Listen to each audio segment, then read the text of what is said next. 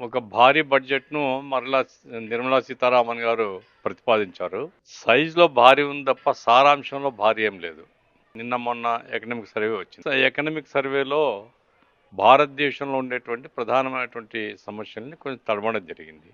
దాంట్లో ఏవైతే ఇప్పుడు ఉద్యోగిత పెంచాలి అని అనుకుంటున్నారో, దానికి సంబంధించి స్కిల్స్ ఏదో డెవలప్ చేస్తామని చెప్తున్నారు తప్ప, స్కిల్స్ డెవలప్ చేస్తే ఉద్యోగాలు కూడా కావాలి కదా! దానికి ప్రణాళిక ఏమిటి? ఖాళీ ఉండేటువంటి స్థానాలను భర్తీ చేస్తారా లేదా? ప్రభుత్వ రంగంలో ఏం చేస్తారు? వీటికి సంబంధించి ఎటువంటి ప్రశ్న లేదు. ప్రధానంగా ఏమంటే భారతదేశ ఆర్థిక వ్యవస్థ ఇప్పటికీ వ్యవసాయం మీద ఆధారపడింది. వ్యవసాయానికి ప్రోత్సాహకాలు ఇవ్వాలా అనేది డిమాండ్ ఉంది. అంతేకాకుండా గిట్టుబాటు ధరలు కావాలని రైతులు మొత్తం దేశవ్యాప్తంగా ఆందోళన చేస్తున్నారు. ఒక సంవత్సరం కాలం పాటు ఢిల్లీ చుట్టూ దిగ్బంధనం కూడా చేశారు.